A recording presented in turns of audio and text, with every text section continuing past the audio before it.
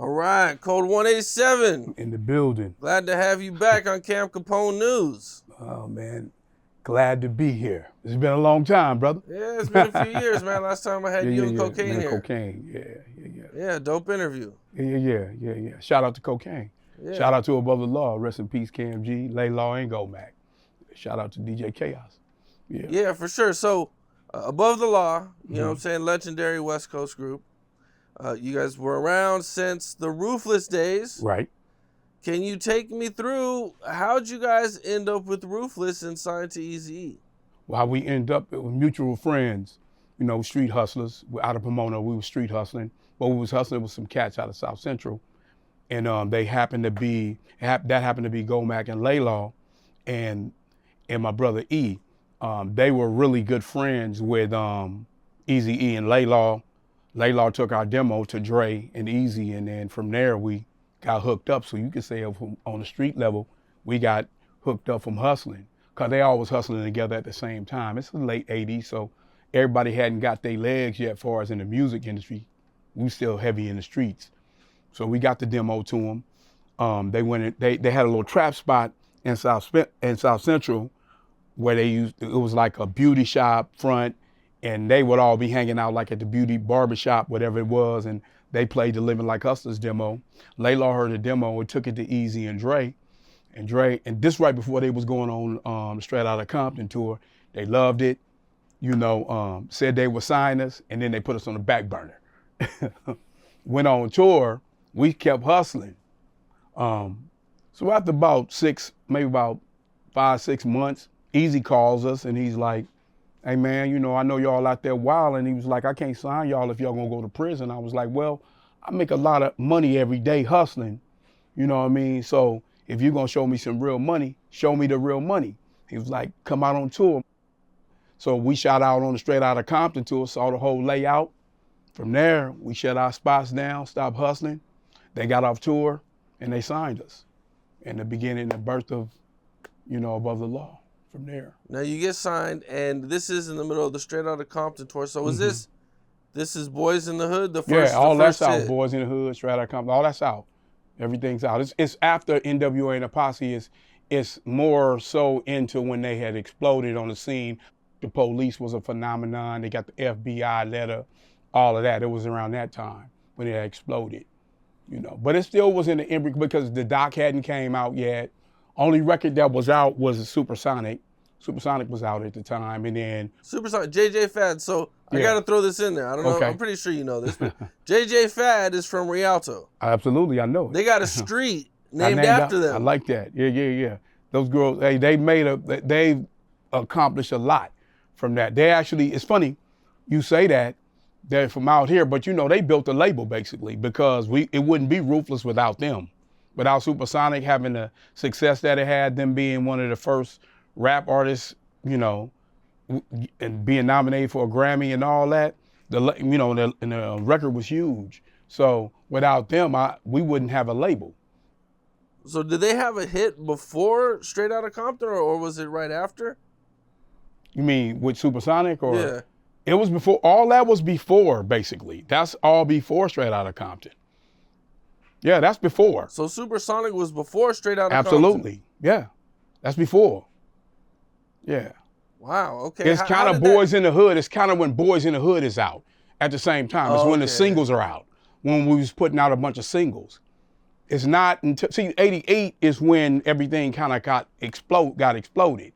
When the police dropped, you know, everything, you know, all that blew everything up. So, yeah. Okay, that's early crazy. 88. Do you know how they signed JJ? Why, you know, they were doing JJ this Fad already had an rap existing thing. record. They already, remember, it was already existed.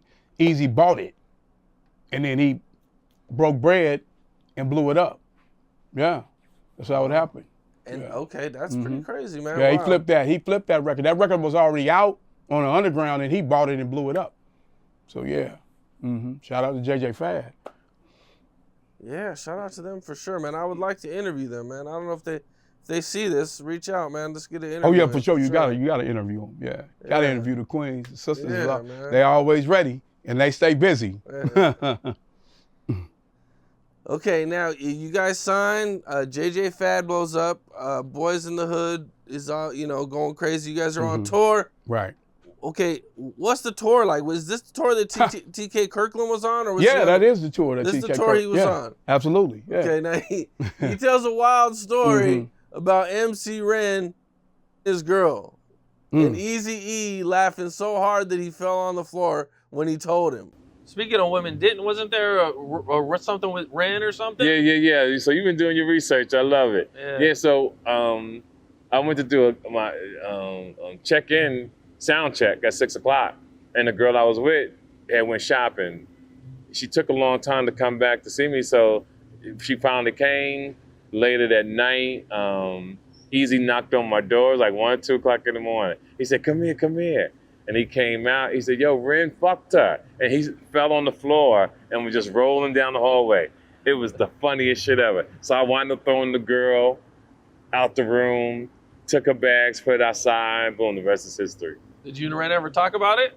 Nah, even I saw Ren at the Straight Out of Compton premiere too, years later, and we still never brought it up. No. And we never talked about it that day too, because as a player, you got to know that ain't your girl, and she fucks around. You can't go fight another man over somebody that's not yours. That would have been hypocritical. Right. I meant just like jokes about it. Oh no. Believe it or not, we never talked about it. Oh, okay. Yeah, me and Eazy talked about it, but me and Ren never talked about it. What did Eazy say about it? He laughed. He rolled down the floor. Oh, okay. Yeah, it was hilarious. Well, one thing you got to know, he's a jokester. That's first. Off the rip, he's a big jokester. So I believe that to be true. But I tell you something, there's nothing like an NWA groupie. I've never seen nothing like it. Far as when you get off when you're done with the show and you hit that lobby, it's nothing but you could choose whatever you want to, any flavor, any you going in, So, and I've seen Eazy-E his wives and shit while the husbands is downstairs, while the husbands is running around beating on the doors talking about where my girl at, I've seen it with my own eyes. So where he's hiding the girl somewhere like, oh, her husband is out there. Like, go call security and get him off the floor. That's how crazy it was. So. Okay. The tour is going on now. At what point does he leave during this tour? Or was No, it he left tour? after the Straight Out of Compton tour. Right after the Straight Out of Compton tour. Mm-hmm. Yeah. So you guys go on this tour. Okay, so this is the tour where you guys do the Police, and I believe it is Detroit where the big riot happens. That's Detroit. Yeah. Okay, were you there that night? No, I wasn't. I didn't come until they got on the West Coast leg. That's when we picked up on the tour. Oh, that's when it was the East Coast leg. Okay, so you got to do the last part. Let's see it. We didn't get to play it. We got to see it because when we went out, because actually at the end of their tour, we started working on our album. So we were home. We went back home and worked on the album. We came out and did a couple of shows, seen a couple of shows, and broke bread with Eazy, and then we went back and started working on our album. So, how did you find out about the news that Ice Cube was leaving? Oh, the crazy part about that is when he came back, because we were the first people, like our crew, we met Cube first out of NWA. He was the first person we actually met after we met Dr. Dre and Eazy, because him and Laylaw were roommates. So when we went on tour, rest in peace, brother. When we went out on tour to check him out, we hung out with Law and Cube, right? So we were really, really close with Cube. Like when they would they come on breaks off tour, they would come hang out with us and party with us and everything. Come out to Pomona, party with us, and all that. So when it struck me because he seemed to be such a loyal player. So when he got home, all we could hear, like when we was in the studio working on the album, like Dre would be like, yeah, Cube leaving, like he that's why you ain't seen him no more. We stopped seeing him. We saw Ren all the time. We seen it all NW Yellow, we seen everybody, right? So we was like, where Cube at? Because it's funny for us because we hung out with him so much, right? So so next thing we know, we done a video for Doc. Doc was launching. He done a video up in Hollywood Hills. So we all came, we had a big meeting at Ruthless, we were having a label meeting up there. Everybody was told to meet up on the set because, doing cameos and everything. So Eazy was like, let's have a meeting. At the same time, all of a sudden I see him and Jerry and Hella over there in the corner, whoop, wop, wop, going crazy, like, you know, a lot of head moving, not knowing what's going on. I'm like, hey, what's going on? He beeline about that bitch. Like, what's up with you? He said, he leaving, man. He leaving the group. He ain't dealing with this shit no more. So wait, you seen Ice Cube and Jerry Heller? Yeah, they were arguing like, in the corner when we was all gathering up for the meeting. He was like, what's going on with that? Next thing you know, he was out. And then he came to meet, and then when we had the meeting, Eazy was like, well, he leaving. So, you know, that was it. Yeah. And that was where he exited. And we talked to him from time to time, you know, to see what was going on. And he really was like, it wasn't fair. So he wasn't really like, you know, it's like, y'all gonna sign them contracts? Like, we're like, yeah, man, we're trying to get off the block, homie. You know what I'm saying? It really wasn't it was either that or keep staring at the penitentiary, you know? So when you talk to Ice Cube, he basically was like, the contracts aren't fair. Yeah. So I'm gonna leave and do my own thing. Yeah. And you were like, well, we don't really have anything else. You know, we don't have a better option. We got to keep looking for a deal. This is the best thing on the table. Yeah. Because at that time, Cam, we was cool. You know what I mean? Like, we were super cool. Everybody talked to everybody. You know, now NWA kind of was like, they were a little salty because they was like, they were at the height of what they were doing. So it was like, why we, you know, just signed the contract. Everybody signed now, including everybody signed. Everybody completely signed off, right? Cube left. The funny thing about it, and you might be up to say, Cube was right. Because a few years later, you see what happened. But I never, you know, the thing about it, man, he was right. When we looked at it, we felt like he was wrong, like he abandoned us. But he really was right when you look at the business, you know, after the fact. And it's because Eazy was a young executive and he didn't really know. He just followed Jerry Heller's lead. Rest in peace, Jerry Heller. Rest in peace, Eazy-E. You know, he just followed the lead of Jerry Heller. He was a young executive and he was like, I guess he felt like, man, shit, y'all ain't taking, you know, y'all ain't gonna, you know, you either gonna sign it and it's fair to him, you know, the way he seen it. But as we looked at it after the fact, it didn't seem fair after the years went by. Even for us, like when we looked at it, we had to renegotiate that same original contract years down the line. So. Okay, did you mention a meeting where you guys all got together? Mm-hmm. Or is that the meeting you were talking about? Yeah, that's the video shoot. Well, yeah, the video. All got together. Okay, so say we had a meeting at the DLC video. Doc was shooting, but we was gonna be everybody's gonna cameo in it. So they decided to have the meeting at the video. Yeah, that makes sense. So when we started having the meeting, that's when, because at first, you know, we didn't think Cube was gonna leave. Honestly, we thought Cube was cool. You know, we thought everything was solid. No. But with success, Cam, you got to realize with success, it can be a delusion. It can be an illusion. You know what I mean? Like with the success, we're thinking like, okay, we on the mix. We on MTV, we on BET, we on this, we on Rap City, we on, you know, our label popping, you know, on some underground shit. And he was like, the paperwork ain't right. So yeah, that's how it went. You know, he kind of left like in the middle of the night, to be honest. You know, we were shocked by it. So, and he didn't want anything to do with the label either, because that's where our conflict came, because we wanted him to be on our last song. And he was like, he not working with Eric no more. But I'm like, we partners. So I'm like, you can't be like that. We homies, you know what I'm saying? So, but I guess he didn't want to deal with Jerry Heller any longer. So he said anything connected to it, he was cool. He was out the door.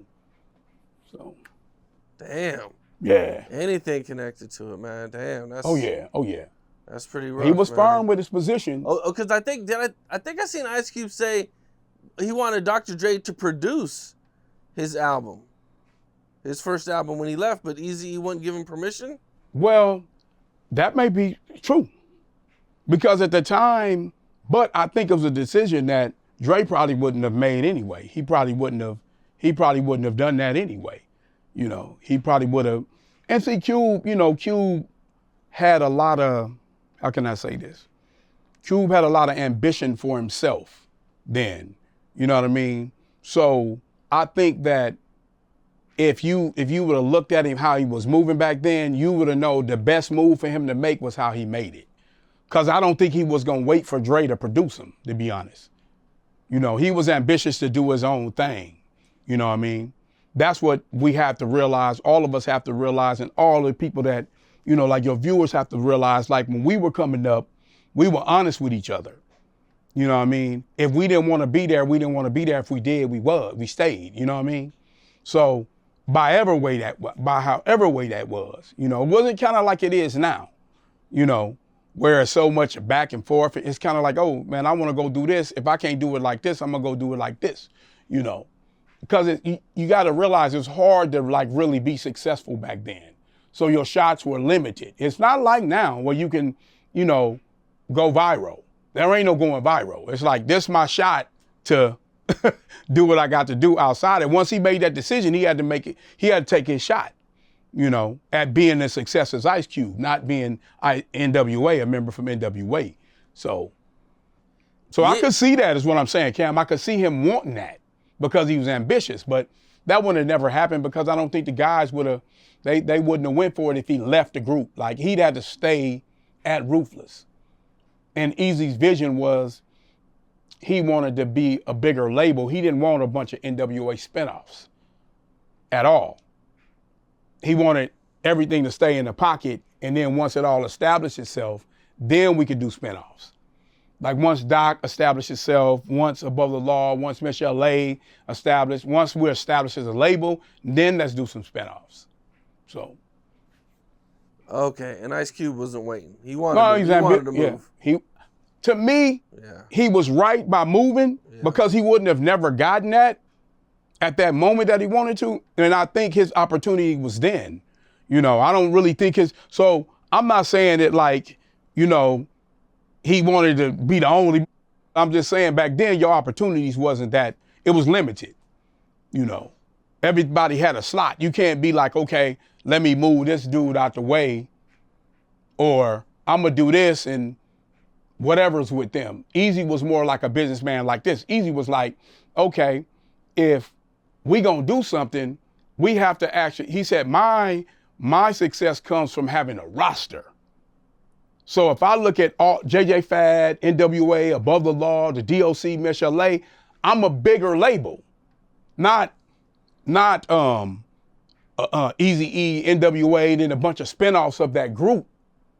You know, he looked at it like that. He didn't look at it because he had access to groups like us and the Doc. He had us already. You feel me? It wasn't like, say, if you say like Wu-Tang. Wu-Tang did that because that was within them. You feel me? To do that. Eazy already had an Above the Law. He already had a JJ Fad. He already had a DOC. He already had Michelle A. He already had a roster. You know what I mean? And rosters make labels. You know, that's why you don't see a lot of powerhouse labels no more, because people don't even have visions like that anymore. They just have 1-2 guys or one guy, you know, he had that kind of a vision, you know? So I saw both ends of the spectrum when it came to Cube leaving, you know? Okay, now you start working on your album. Is Dre involved in working on your album? Yeah. Me and Dre did the first. I done 80% of Living Like Hustlers. When he got off tour, he helped me finish the record. You know, he helped me bump it up, do some. Me and him did a couple of joints together. We did like the last song. We did 2 or 3 songs together, and tightened it up, mixed it, put it out. Oh yeah. I had the idea already. I had the whole thing already developed. Me and Above the Law had it already developed already. So when they came off tour, all I really had to do was sit down with Dre and say, boom, boom, boom, boom. These are all the things that I want to do. Most of it was laid out already. So all he had to do was just come in and be like, okay, Hutch, we need to sweeten this, we need to sweeten that. Oh, keep that like that, move this right here, that kind of thing. You know, more like a coach would come and say, oh, these plays are great. Okay, but run this like this, you know? So yeah, because when he got off the tour, he was finishing No One Can Do It Better. Once he finished No One Can Do It Better, then he came and me and him finished Living Like Hustlers. Well, they did Michelle A record, and then he came and finished Living Like Hustlers with me. So okay. Yeah. I mean, Dre was our sensei. Dre was the guy that lined everything up and made sure everything was in his perspective. You know, for me, when I came in as a young producer, So I just waited my turn, so to do my record. Like I did my part as much as I could do, and then when I got in with him, that was that. And then we dropped our first single in 1989. We dropped the album in 1990, full Living Like Hustle, the full album. So 2 #1 records on that.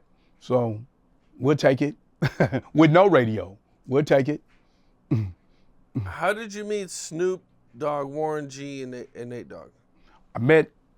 What's funny because Warren used to just hang out with us at the studio all the time. So when we were finishing up Living Like Hustlers, Dre had just bought a house, and Dre pulled me to the side. He was like, yeah, him and Michelle was living together at the time. He was like, man, I just moved in. Me and Michelle just moved in and whatever. He was like, hey man, let him come stay out of your crib. Y'all little production house, because we had a little production house out here in Colton, and I was like, yeah, he can come. So he came and stayed with me for like a damn near year, and all the time Warren was staying with me. He was, he was looking over my shoulder, learning shit, all kind of shit, right? So he kept talking about this kid Snoop. This dude Snoop, when he come back, he out of town or something. He was out of town or YA, one of them. He said, man, when he come back, man, you got to hear this dude flow, Hush. This dude crazy. So, so when we started working on Living Like Hustlers, our second album, Snoop comes through. Snoop come back to Cali. I don't know where he was at. I don't want to say he was in. Him and Nate Dogg show up to our studio in Inglewood. And, so we was working. We had just finished the first Cocaine album, and we was developing a bunch of artists. So we came in. Snoop comes in. He bring him in. He's like, man, this dude I was telling you about, man. This dude could flow. Tell you, Cam, he wasn't lying. That motherfucker sat in that corner and rapped for about 30 minutes. Off the head. You know what I'm saying? So I called Law, and I was like, yeah, this kid from Long Beach, we need to sign this dude. This dude heavy. You know what I mean? Warren wasn't lying. Because he talked about him a whole year. You got to realize, he talked about him all the way through us finishing Living Like Hustlers to starting a whole new album. So he talked to us, Snoop Dogg. I was like, man, this dude ain't even real. You know what I mean? So finally he came through, little shy, little young dude, came through, went crazy. The only thing, I had this artist on Jive that I had just been a big deal for, named Miss Kilo. So I told him, I said, until I finish, you gonna kind of be chilling. You know what I mean? You might could jump on some records, you might could, get in where you fit in. But right now, I can't jump in the studio and do your album yet, right? This before Dre got the demo, this before all that. You know what I mean? So, but let me bust that down to you. So after a while, I guess they were like, man, we just waiting to get down, So they did a demo. They shoot the demo to Dre. Dre hear it, he dig it.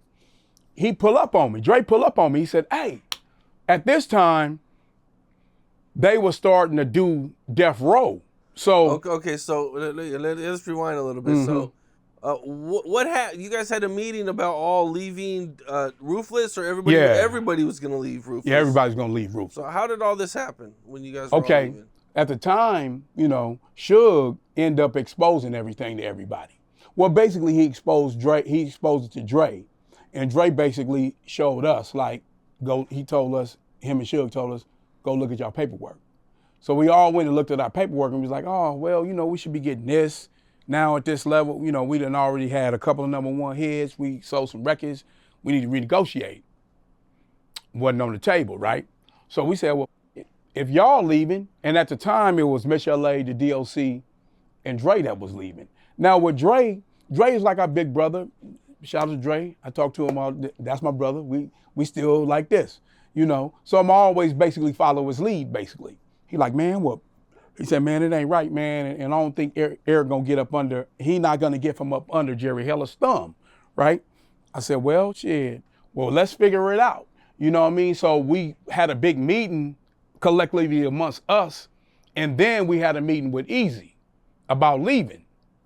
Well, at that meeting, it didn't go as well as we thought it would go, because at the meeting, Eazy straight out told the rest of them they could get the on. He was who's the rest of them? Miss LA, you can go. You honored your contract. DOC, you can go. You honored your contract. And Dre, you know, we'll work something out. But I'm keeping above the law. And at the time I was developing cocaine.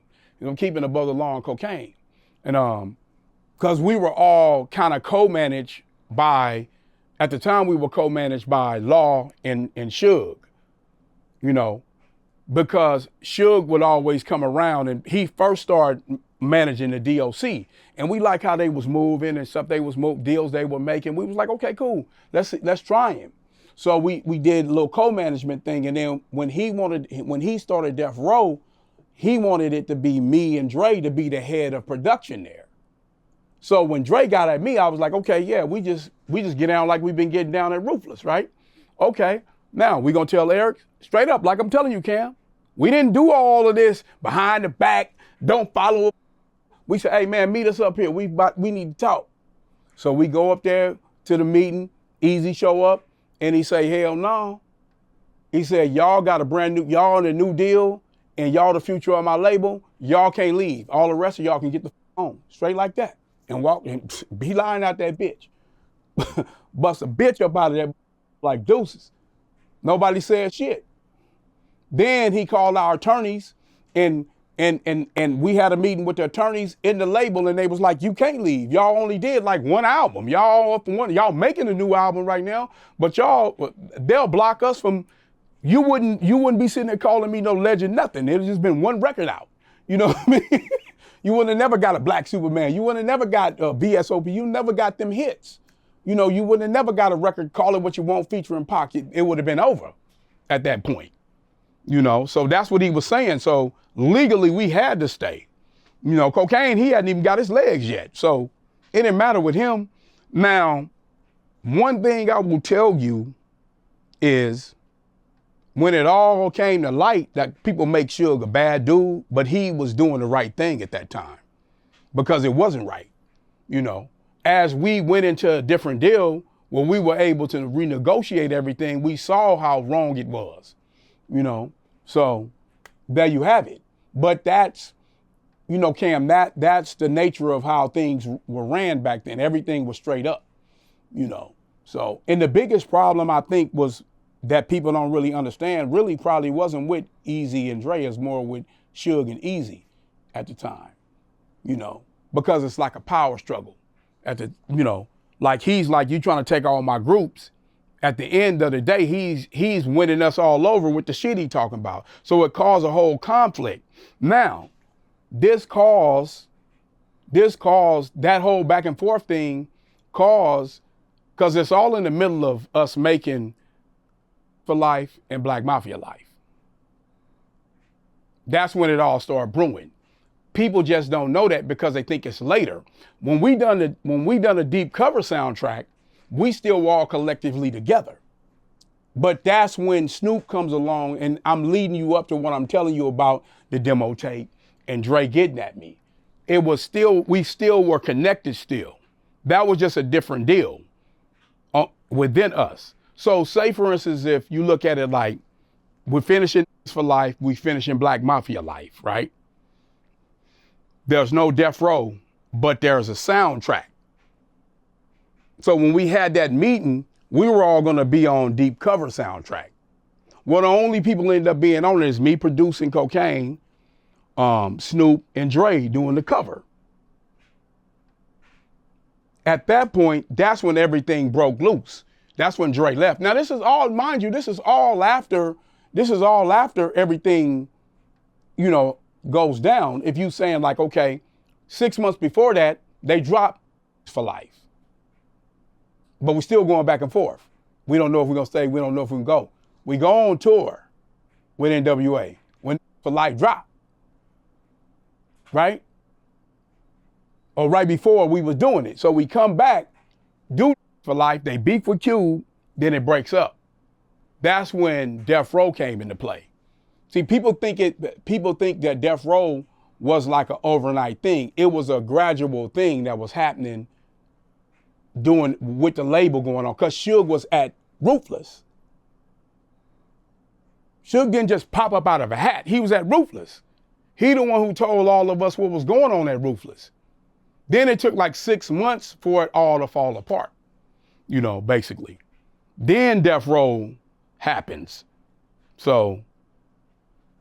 Okay, you mentioned Ice Cube beef. Mm-hmm. Okay, so the Ice Cube beef is kind of crazy because, you know, Ice Cube leaves. Right. And as far as I know, everything was on good terms, right? Absolutely. Like, he left, everything. You guys yeah. were still friends? Oh, yeah, absolutely, yeah. So how did you feel when everything started? Well, NWA dissed him first, from what I understand, right? Or somebody did? Eazy-E did? Yeah. Well, yeah. I mean, they was just taking jabs at him for leaving because they were kind of in a funk from him leaving because of the way he left. He left like a fool in the night. You know, he just ghosted the spot. You know, now they kind of threw the first critical blow, which sparked them to do No Vaseline. You know, which they kind of made for life be a shot at him like, you know, you a loser, you a sucker for leaving us. You a Benedict Arnold, you know. So rightfully, he got to shoot shots back. We don't hide. We don't duck no action, you know. At Ruthless, we don't duck no action. So that was you know, we knew that. You know that missile was coming back, you know. So what was it like when No Vaseline dropped? Woof. Honestly, it was funny to me, you know what I mean, because I knew it was gonna happen because of how everybody's attitude is. But I think the persona around the label was like, yeah, you know what I'm saying? It is what it is. Now, he was real detailed, and he got under everybody's skin in the crew. But Eazy was such a jokester, it kind of was water off the duck's back for him.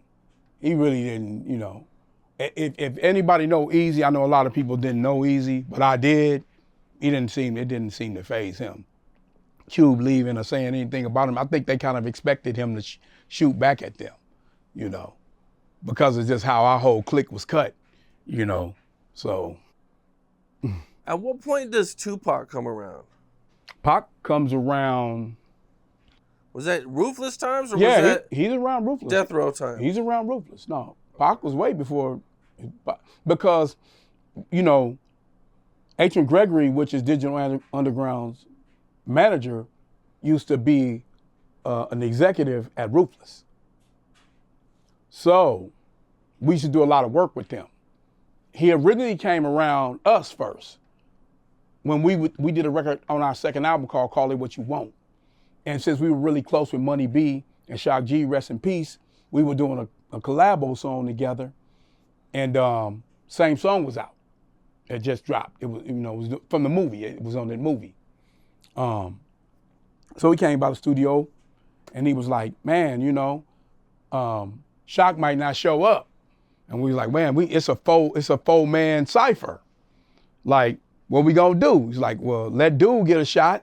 Little young dude, he wasn't even Tupac yet. Let dude get a shot, you know.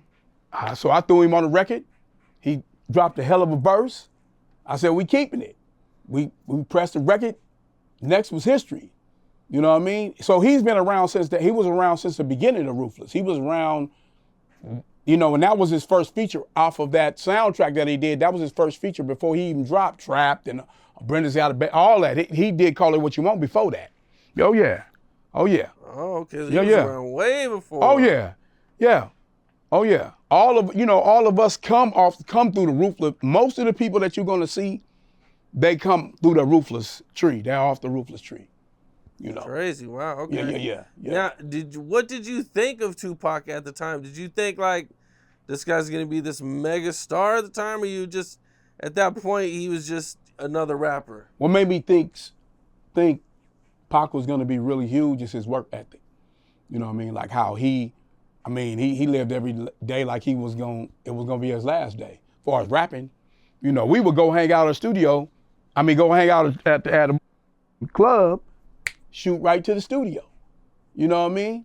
And he'll lay shit down, you know, and keep it moving. You know, he was a dude like that, you know, before and after. We go to the studio, do shit, you know, just hanging out with him, I'll just watch his work. you know, how he worked, I was like, man, dude is destined to be the next guy. You know what I mean? I didn't know what level that was, because you got to realize, Cam, at the time we was coming up, you didn't project a lot. You couldn't predict a lot of shit. You could be like, oh yeah, you know, he hot, he might make it. You know what I mean? It was a hard sport. It was a blood sport when we was coming up. But yeah, his work ethic let me know that, and how deep he was at a young age. Pac was really young and real deep. You know, I mean, consciously, like, I see why now. I know when I started sitting down with him and he would come out and hang out with me at the house with moms and all that, I started knowing how deep he was, you know. But surface level, he was just a fun guy to hang out with and party and smoke and drink type shit, you know. But when you really sit down and talk to him, I felt that then. I didn't really feel it. And then with the work ethic coming together, I knew that he would be, you know, like when you know, we would get the records, like when I heard Shed So Many Tears and records like that, I was like, we were hella young when those records came out. So I was like, damn, he thinking like this at this age. I can imagine what he gonna be like in 5 years, you know? Cause he had deep records. I mean, more of the Death Row stuff was kind of party and bullshit, kind of like, it was kind of him doing the thug life, but in the beginning he was deeper, you know, he was real deep, you know? And to convey that to people in our era was, like I tell people, I said, man, what rapper you know can write a record called Hit 'Em Up and then write a record called Dear Mama in the same breath? Right. Who you know can write a record called I Get Around and then Keep Your Head Up in the same note? There's not too many rappers like that. Now I watched him do it. You know, I actually watched him do it from, like you said, from the beginning. So no, the only sign that I had was that, like his depth, his work ethic. But I couldn't say he was gonna be an icon, you know. I mean, we knew Eazy-E when he was a street hustler. We couldn't say he was gonna be an icon, you know.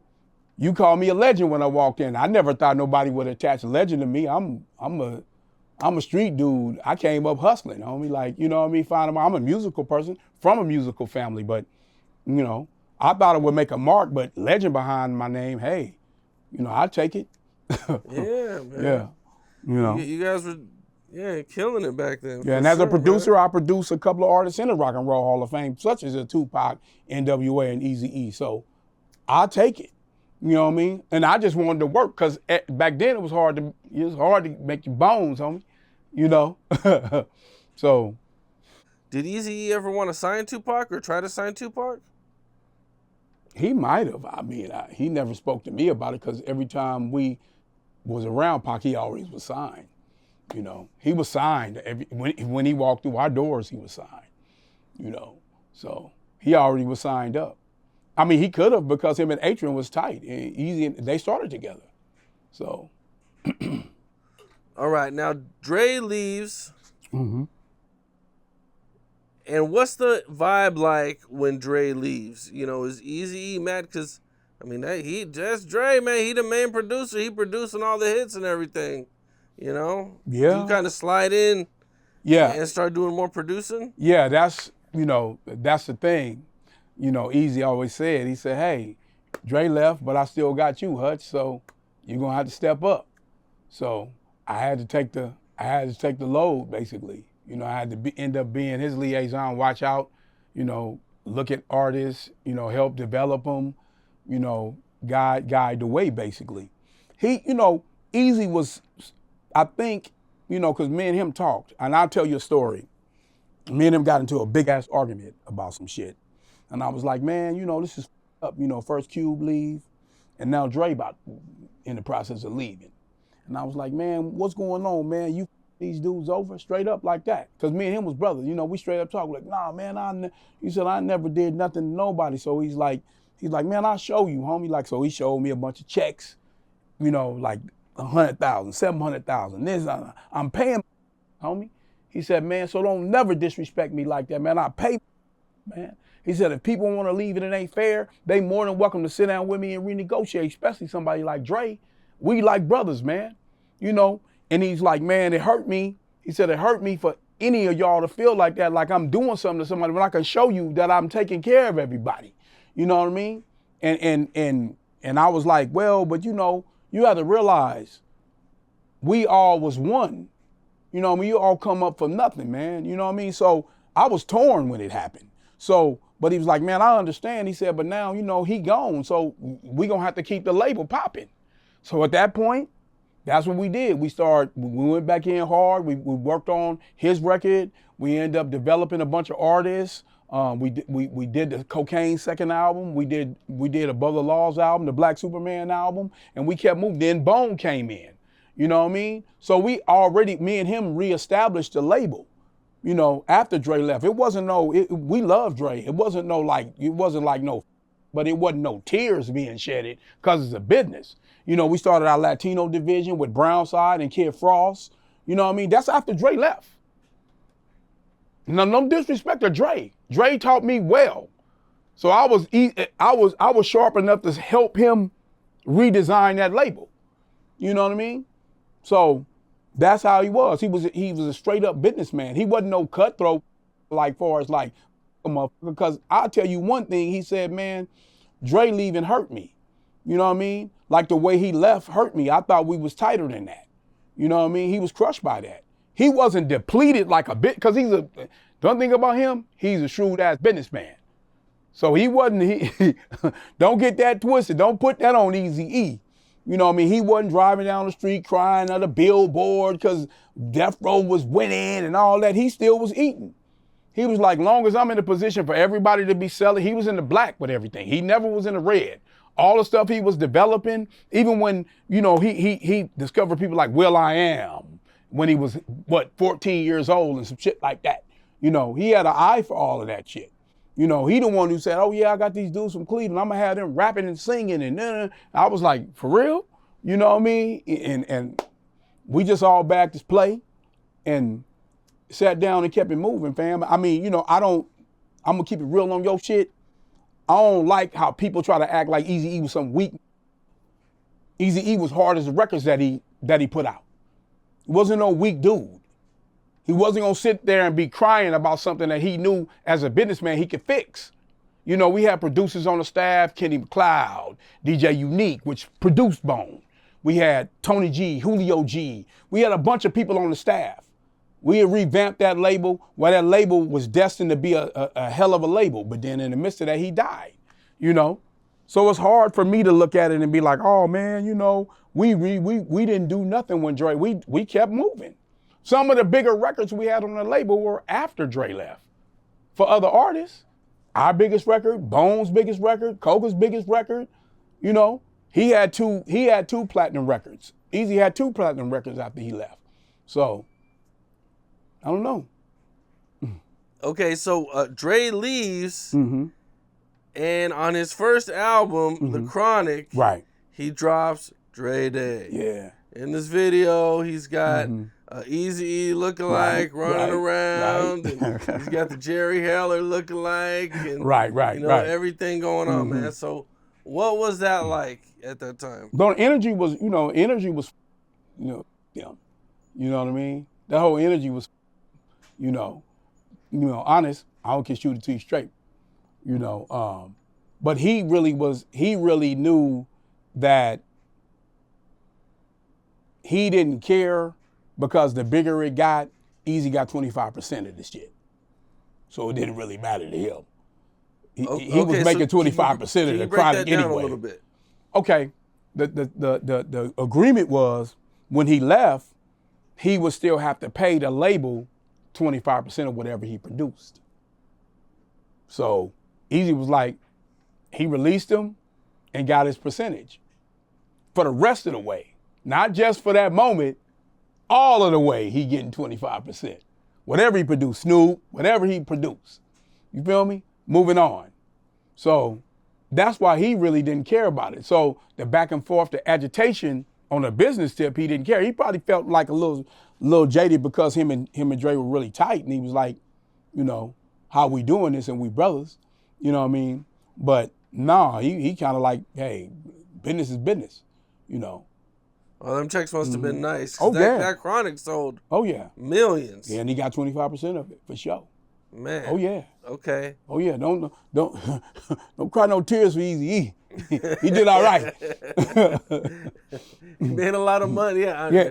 Dre Day only made Eazy's payday. That's a real line. Yeah. Kind of scary, ain't it? Yeah, that's pretty ruthless. There you go. I like that. Pun intended. Now that's ruthless. Yeah. Okay. So this happens, and Eazy-E comes back not too long later with Real G's. Right. With BG Knockout and Drayster. Yeah. Which, I mean, was a really hot song. Oh, yeah. And everybody loved it. And yeah.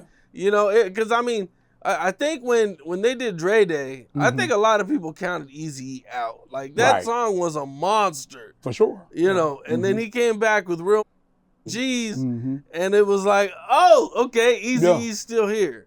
He's still doing his thing. Yeah, I think one thing people fail to realize is that Eazy is a competitor first. So he never was gonna let that just lie like that. You know what I mean? So when they did that, I was like, yeah, this is it.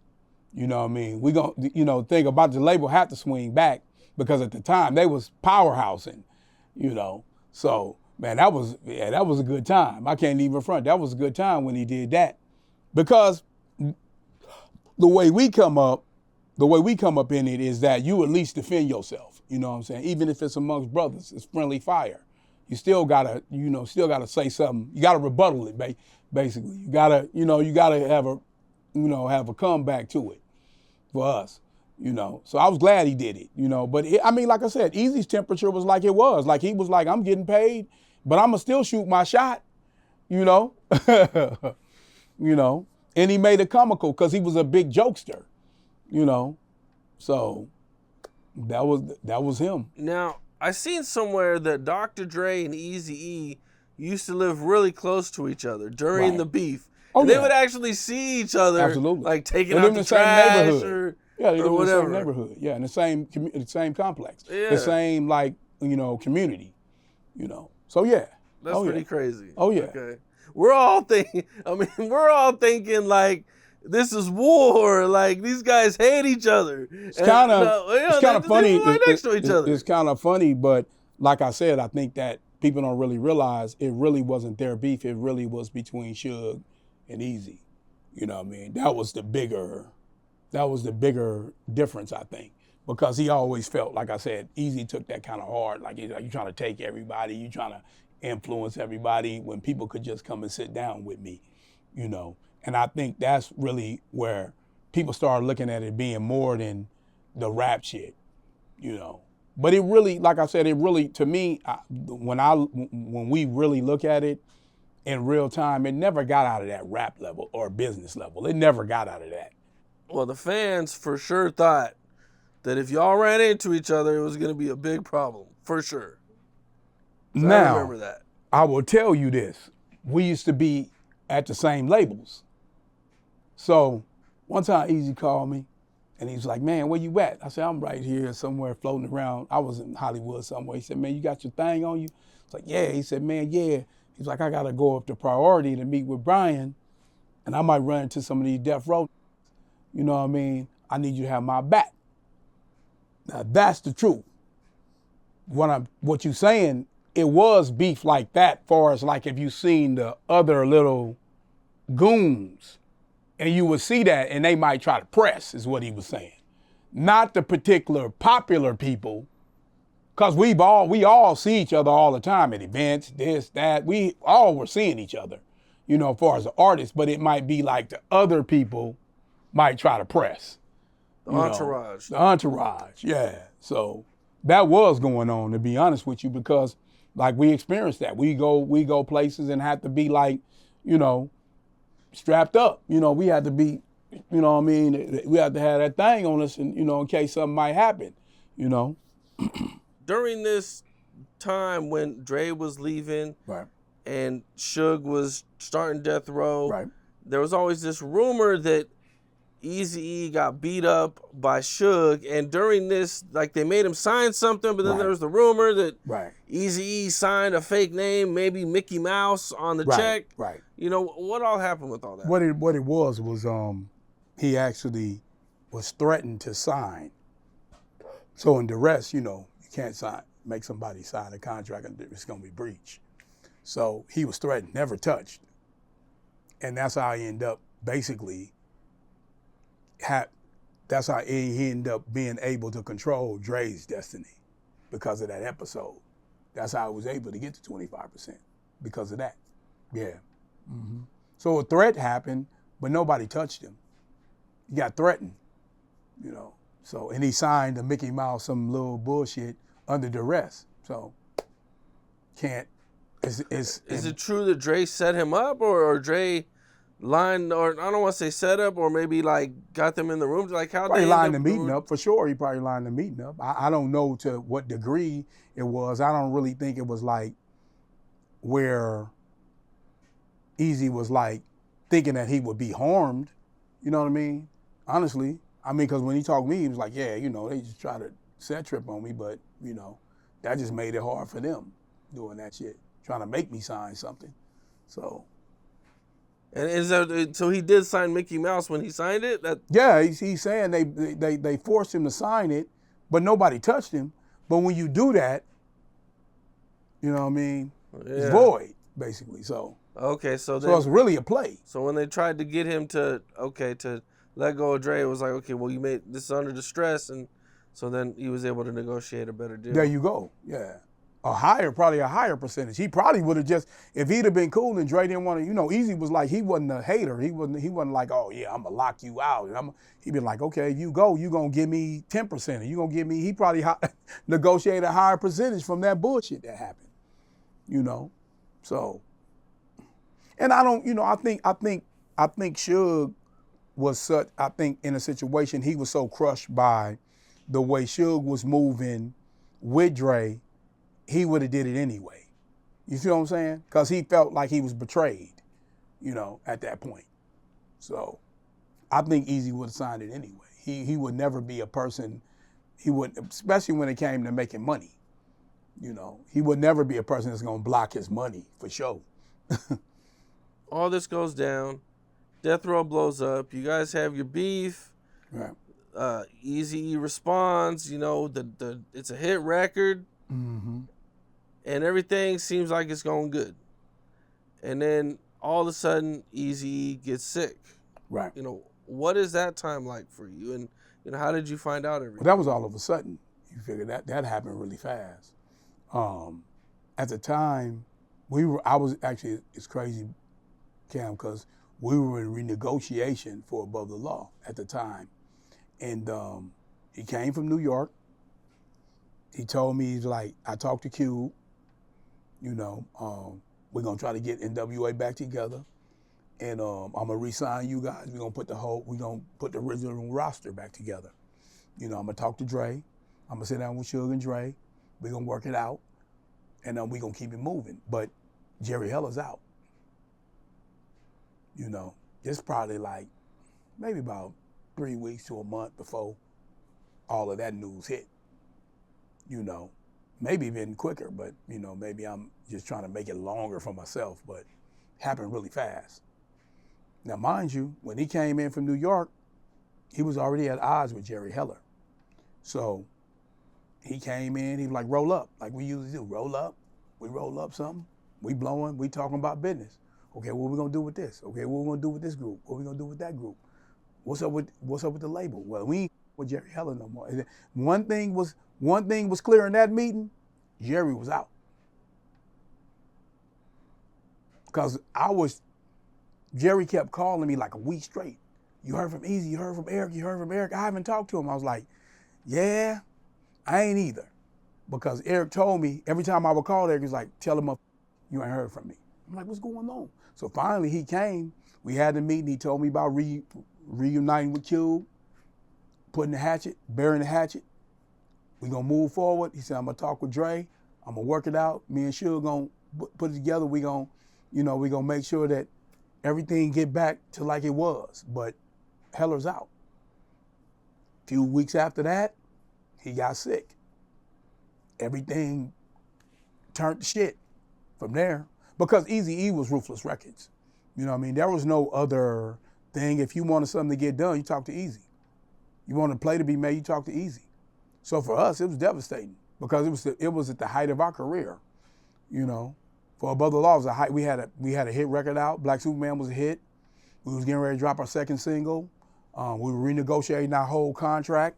We had honored the whole contract from 1989, all the way up to 94. So we fulfilled every obligation. We was going to renegotiate, and we were going to stay at the label if NWA was going to get back together, and Dre was going to come back, and we was going to make it, you know, like it actually was supposed to be. Because with that, you have to realize we would have acquired Snoop, Warren, we would have acquired all of that as far as a workload. You get it? So that's what we was looking at. We was looking forward to that, you know. But when he died, it all kind of went down the toilet, you know. So because I think he would have been the person that probably kept Death Row together at the same time, because how Eazy's vision was. Him and Suge's vision together has been amazing. You know what I mean? But yeah, it was devastating for us, man. I've never, like I said, you got to realize I'm at the height of my career. I'm young, you know. I'm starting a family. It's heavy for me, you know. I'm trying to start a family, basically trying to figure it out, trying to get my legs up under me, you know, and all that. But man, it was heavy, man. Like that I don't even, you know, my pops, you know, told me, he said, son, he said, I don't know what's going on. He said, but Eric is really powerful young dude, and y'all having all that power that y'all have with them folks, you can't outrule foul play because it's happening too fast. He was like, I watch people die from AIDS. He said, Eric died too fast. Something else that went on.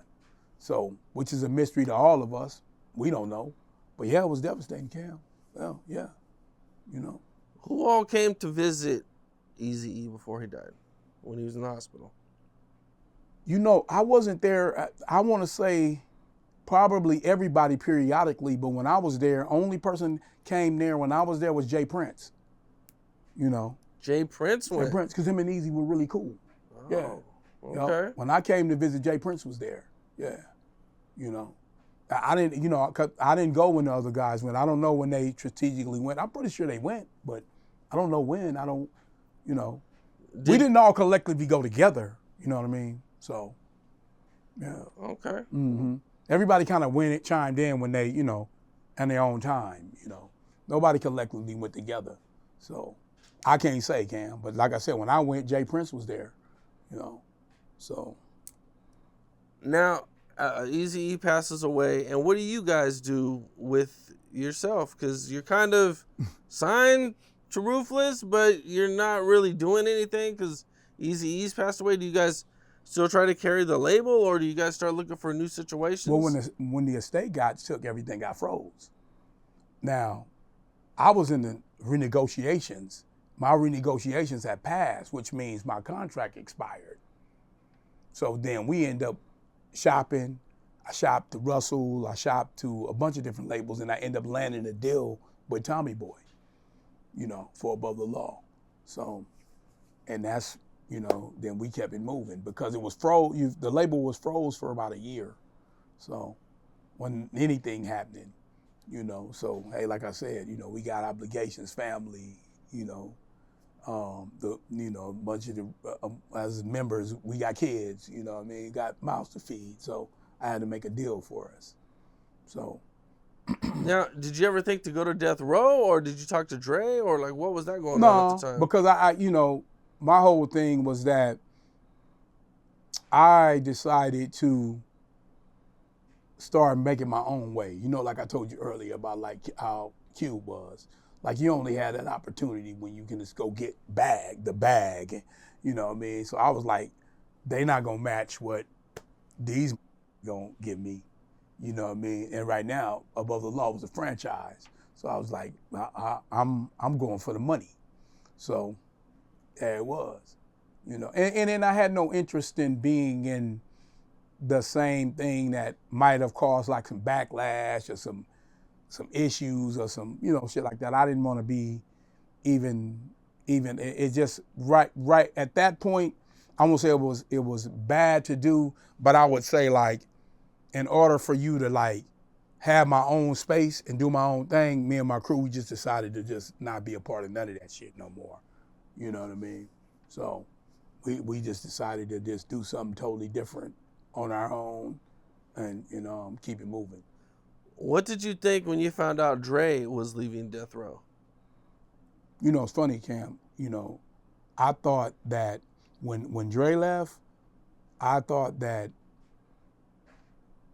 he wasn't in the right frame of mind even when he was there, because I used to see Dre, here and there, and Dre be like, man, yeah, it's cool, but, whoop wop, you know what I mean? Like, like that. Like you could see in his face, like he wasn't really never happy there, you know what I mean? So I kind of saw it coming, to be honest. I thought that, I didn't think it would last that long. And Eazy used to always say this, like, man, that thing gonna crumble, man. It ain't built off of like the mind, like the mentality of everything that's going on over there. It wasn't built off of like what Dre is. Dre's a music guy, heavy. When he started getting off that balance and getting into other bullshit, he's not gonna be himself. You know what I mean? And he's always been, to me, even to this day, he's always been a guy that's like, stay the course. Once he started getting off that course of what, like his mentality of like how things should go, he's gonna remove himself. So I could kind of see that coming. Once I seen all the little outside noise, which he doesn't like at all, you know what I'm saying? I was like, yeah, them days is numbered over there, So, but the thing is, I always root for us when we have better opportunities and we're in a good space, because a lot of people don't know how hard it was for us to come up. You know what I mean? So to when that happened, I was like, it's kind of like felt expected, with the outside noise that was going on, so. Okay, now Tupac gets out of jail. Mm-hmm. And what's the thoughts when you see the whole East Coast, West Coast, or Tupac and Biggie situation going on? It's crazy because now that's another thing that flipped real crazy, because we didn't have a lot of that, prior to that. You got to realize, like, we kind of were on, like East Coast needed the West Coast, West Coast needed the East Coast at that point. When that kind of happened, it was it was a personal situation, Pac, Pac said, hey, we not with Biggie, and that before he went to jail, we was cool. You know what I mean? We all was cool. We all hung out. We in New York or whatever. We was all cool. I got proposition to work on Life After Death. That's how tight we was. Shit go down. Pac get shot. All the whole process. He go to jail. He come home. We not with him. See, because even though the thing I think that's cool was Pac was always still close to everybody that was close to him. Like, for instance, if we was at Ruthless and he was at Death Row, he didn't give a fuck about none of that. We was his friends. You feel me? He didn't care about that. He was like, man, but when it came down to it, honestly, when the East Coast, West Coast shit happened, it was more so he directly said it, man, we not with him. We not with them. See, that's what people get up. We was with all kind of East Coast. He just said he wasn't with them. You know what I mean? A select few people he was not with, and he let it be known. Like at that party that night, when him and Nas had words, he let him know. He not with him. At the park? Yeah. You were there? I was there. Okay. Absolutely. Right there. And Pac told him, he said, look, if it's an issue. So take me through, from the very beginning. So you're out there for the awards. Right. And you're rolling with Death Row? No, I was actually negotiating a deal with Tommy Boy at the time. I was closing my deal, and we had tickets to go to the MTV Awards. So okay. I go to the MTV Awards, me and Ian Steeman. Shout out to Ian Steeman. We go to the awards. The shit go down. We go to the after party. First person I see after the little ruckus went on at the award, first person I see at the after party is Suge. Suge come up, he said, what's up, homie? Like, what you doing out there? I said, on some business. He was like, man, come hang out with us. Pac, we finna link up and hang out. So I go by the buffet. We go all by the buffet. We over there chilling, talking, chopping it up, seeing a couple of the homies and shit. We chopping it up, right? All of a sudden, somebody say Nas is in the house. Pac put his plate down. So I need to holler at this. Went right over there.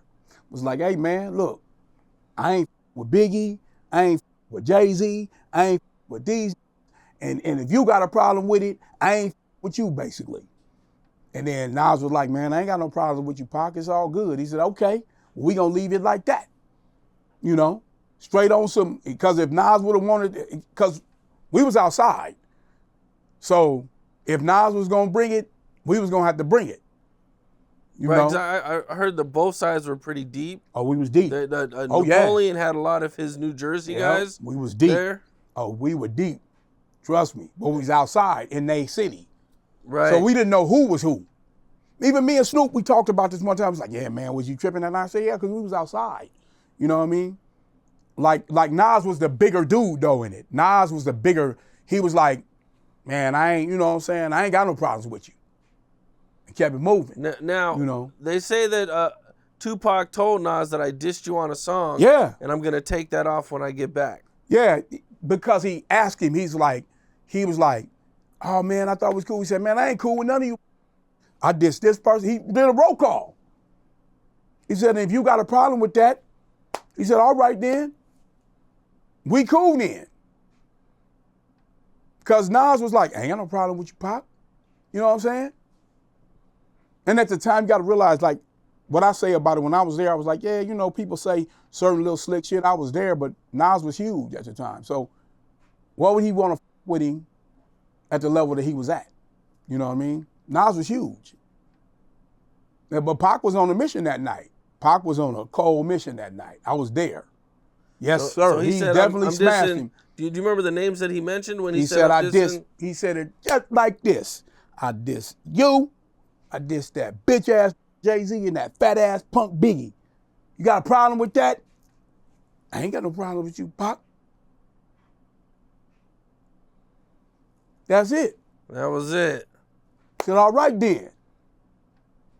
Whoop-de-whoop-de-wop. I don't know it verbatim, but I know that part for sure. I was right there. Who all else was there? Was Suge was right there? Suge, bunch of the homies from Mob. Snoop was like in the background, kind of like, me and Snoop was kind of like, we was like pushing into think of Snoop just came to the party. He came in and was like, damn, what the f going on? Because it jumped off right when he walked in, you know. So I can't, you know, Napoleon, all them outlaws, the younger ones was there, like the younger rowdy ones, you know, the ones that be ready to go all the time was there, you know. I heard that they were gonna meet up like a week later or something. With Nas? With Nas, like in Vegas or something, I think somebody mentioned. Probably, I mean, like I said, Nas was on some peak shit at that point. He wasn't tripping. He was like, I ain't tripping with you, man. I ain't got no problem with you. Because Pac was on a rampage, like whoever got a problem with me, I'm dissing you. You know what I mean? He didn't have a problem with it. You know, because he was fed up with like Puffy. He was fed up with all them dudes. That night he was on a mission. You know, Jay and them was there, but he was like, yeah. Because when I seen him earlier, he came up to Al, well, you know how they had a break, for the award shows, the commercial breaks. He came up and he was like, man, what's up, man? I heard Jay-Z was up in. I said, yeah, I was like, they was in the section that we was in, but it was a break, so people left the seats. I was like, yeah, I'm pretty sure they probably left for the break, homie. Like, but they was here. He was like, yeah, I want to get at that. Like, he was on a rampage that night. You know, that's crazy. I interviewed Dame Dash about this, and Dame Dash said that they were looking for Tupac that night to try to talk to him about the disses that were supposed to be. They might have been. You know, when you guys got dragged into that situation, man, what was that like for you at that point in time? You know, like, what was going on when you guys heard Tupac dissing you guys? I mean, Jay wrote a record, and, you know, we tried to step to Tupac in at the MTV Music Awards. It was the same awards where he had the walkie-talkies and the big jury. So me and Jay went, and we could only get tickets for ourselves. And I remember Jay gave me a razor blade. You know, Brooklyn niggas cut niggas and shit, and I didn't know how. He was like, yo, you know, we get into it, no matter how big they are, just cut them in the face, they'll stop. And I was like, okay, that'll work. and we would go to his seat in between the commercials, but he was running around fronting on everybody. Like, I remember Buster running up to me and saying that he had just pulled the gun on Nas, or, a bunch of shit was going on. So then we ended up running into Suge, and we had a quick conversation, and, Eric B. and Ed Lover were there, and they just sort of like, because Jay was just like, yo, do you know me? Or like, my name is Jay-Z, and Suge was like, I don't know you. And then, they kind of broke it up. We went to the bathroom. It wasn't like a big deal or nothing. Because at the after party, at the after party, it's all game. You can't be up moving around like that doing the award shows because they filming. So, so at the after party, I wouldn't doubt it. I would not doubt all of that because all that shit was going on that night. No, he had an issue with them. Honestly, Cam, I don't know why be doing Bonnie and Clyde and all that shit. He wasn't with them. He wasn't with none of them, man. Ain't nobody gonna tell you. I'm a walking encyclopedia, homie. I was there. He wasn't with none of them. He's my friend. He wasn't with none of them, homie. I'm telling you. He was about to smash them dudes. Something real bad, whoever wanted it. So Tupac was on a rampage that night, okay? Absolutely. Is there anybody else that he confronted that you can remember? Nah, because I only met up with them at the party. I don't know what happened after that. Like the whole ordeal when him and Snoop falling out, I don't know about that part. I heard about it, but I didn't get really no real detail. And the crazy part about it, I was supposed to go to Vegas with them for the fight. Because he's like, Tyson want to meet you, and he love above the law, man. You got to hang out with me. Because we hadn't hung out in a long time. I hadn't seen him in a bit. And he was like, yeah, you got to hang out with me, homie. Like, this ain't, you know what I'm saying? Like, man, we used to kick it. Like, you know what I'm saying? That's what Pac was telling me. He was like, man, you should just fly out. You know what I'm saying? Call Suge, and then, we'll link up the tickets for you and everything. And, but I got trapped in New York. So I didn't get back to Cali until Sunday morning. Yeah, my flight I was gonna fly back to LA, then shoot up to Vegas. But I got delayed in New York for an extra day and couldn't. So I just flew back to LA late that evening from New York, and didn't get back to Cali until like damn near the fight was going on. And Mun called me first about him being shot. He was like, where you at? You in Vegas? I was like, no, I ain't in Vegas. I didn't make it. Money B. Then I called Big Psych and yeah, that's real. Then my manager called me and said, they dead. I was like, nah, I don't think so. I think in the hospital. I just talked to him. I just talked to Mun, and I talked to Mun, and I talked to Psych, Big Psych, rest in peace. But yeah, I would have been right there with him. You know what I mean? Pac was my guy. So, I don't speak on it. I don't speak on a lot of shit, Cam, but, you know what I mean? I was there. No disrespect to nobody, homie, or none of that shit, but I was there.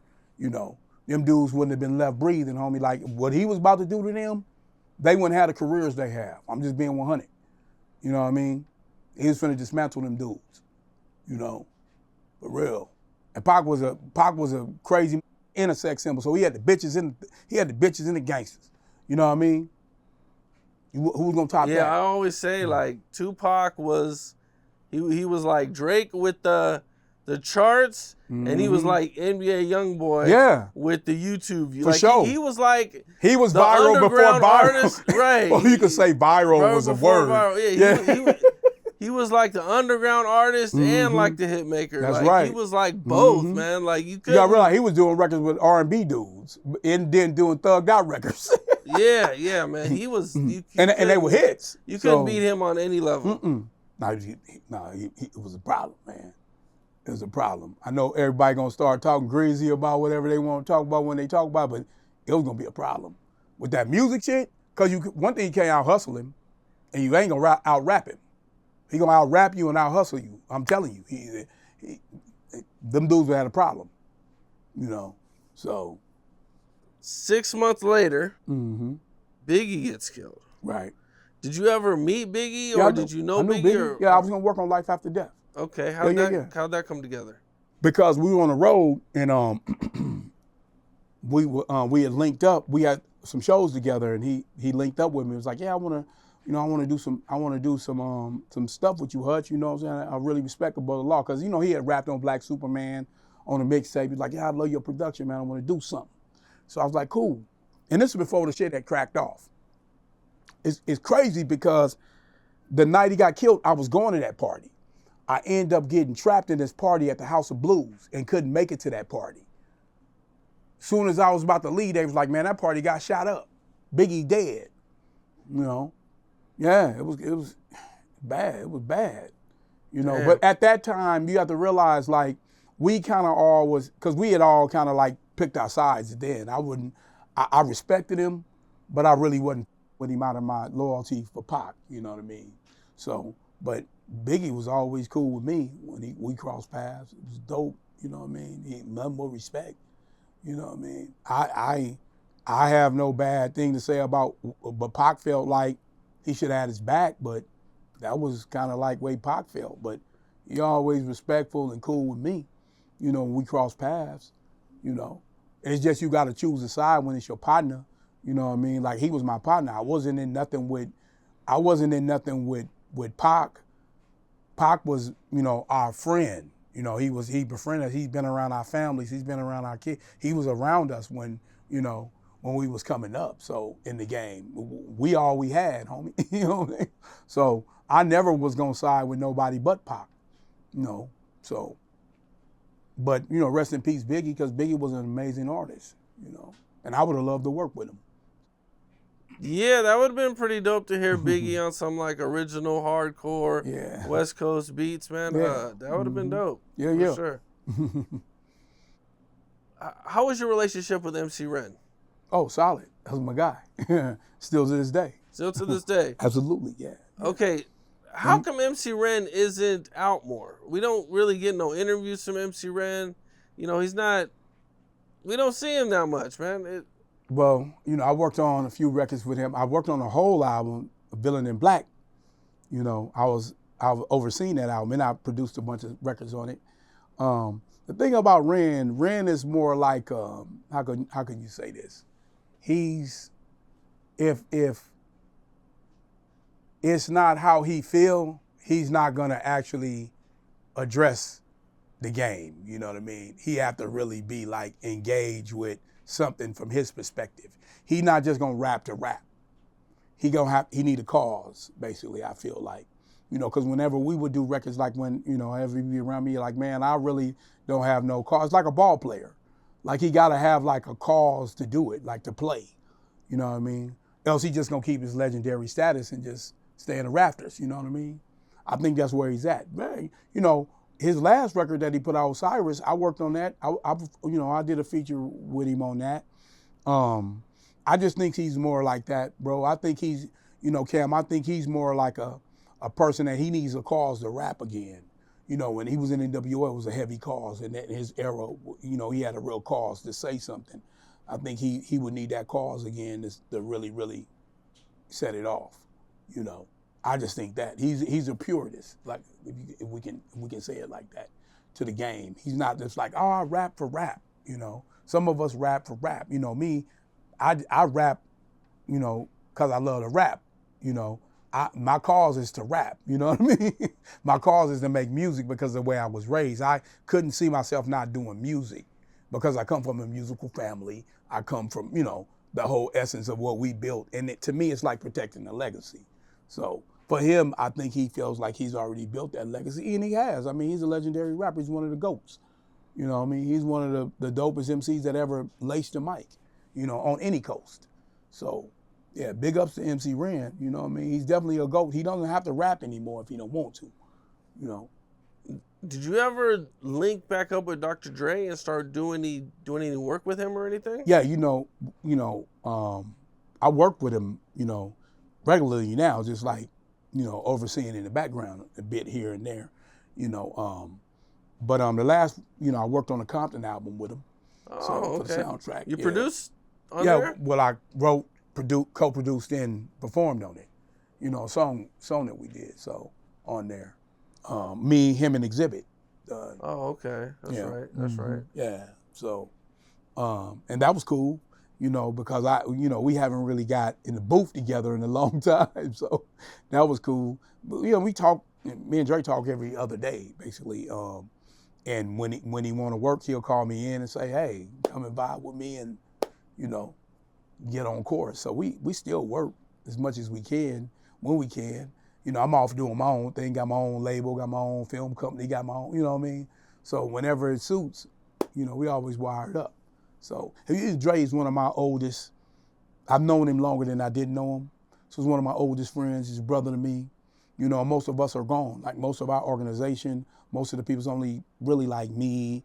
It's me, Dre, Doc, the original people, DJ Chaos, Cocaine, all the members of JJ Fad, and Miss LA. It's kind of like the original people that was at Ruthless. It's kind of only a handful of us. Bone them comes later. But the original guys who formed, it's only a handful of us left. So we kind of like still stay on the, hey, you good? How you eating? You breathing? You know what I'm saying? We kind of stay on that level still, So. Well, that's what's up, man. That's dope, man. Yeah. Well, I appreciate you coming by. There you have it. You got some stuff going on. Yeah. I just launched my film company, Musa TV. I just put out my first TV series. It's on the OG network. I did a deal. OG network with by Big Court, Big Court and Ice-T, man. Shout out Big Court and Ice-T, man. We sat down and did a killer deal and put out my first TV series. Just doing the film thing and still working on albums. Me and Coca still working on music together. And what I do got coming out, I got the Above the Law documentary coming out, and the last album that we collectively did together, all the songs, the last stuff that are in our archives, never released. So it's called Above the Law Forever. So, yeah. So who's all on your roster, or who all you working with these movies? The show that I put out, the series I put out, is co-star Money B from Digital Underground, and then a bunch of up and coming actors and artists that are on it. But it's like I wrote the script. I originally wrote it. Me and Laylaw, rest in peace, was going to do a movie called The Black Godfather.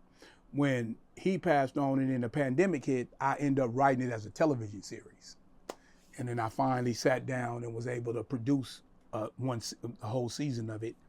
And I got with Big Court and Ice-T and launched it through the OG network. And it's been wonderful, man. And I'm going heavy with the film. I'm still doing music every day, but I actually love doing film because it's just another extension of my creativity as a music producer too, and as an artist. I star in it, I act in it, I shoot it, I write, sometimes I shoot, sometimes other people shoot.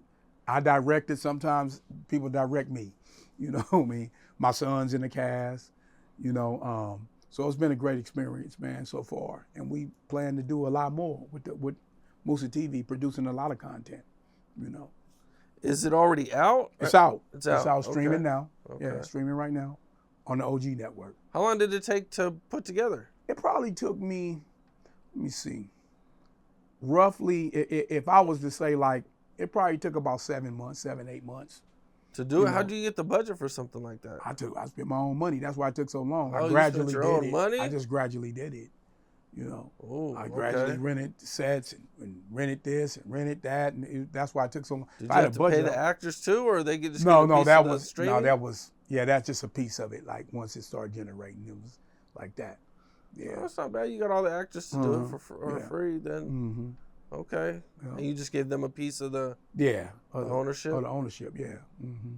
All right. Yeah. So I love it. I mean, plus it the thing about you're in content, you know what I mean? It's always cool when you can do that, when you can, because I'm self-contained, I basically can share, you know what I mean? I don't have a big company funding me. It's my own.